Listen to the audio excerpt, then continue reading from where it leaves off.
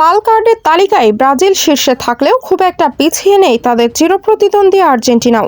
বিশ্বকাপের ইতিহাসে দ্বিতীয় সর্বোচ্চ 10টি লাল কার্ড দেখেছেন আলবিসেলেস্তোরা। তালিকার 3 নম্বরে অবস্থান করছে আরেক লাতিন আমেরিকান দল উরুগুয়ে। তারা লাল কার্ড দেখেছে মোট 9 বার। তাদের সমপরিমাণ লাল কার্ড পেয়েছেন ক্যামেরুনের ফুটবলাররাও। এদিকে অবশ্য হলুদ কার্ড হজম করার ক্ষেত্রে সবাইকে ছাড়িয়ে গেছে লিওনেল মেসির আর্জেন্টিনা।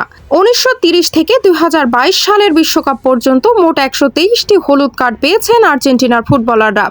গেল বিশ্বকাপেও সর্বোচ্চ 17টি হলুদ দেখেছিলেন তারা। এই তালিকায় 2 নম্বরে অবস্থান জার্মানির।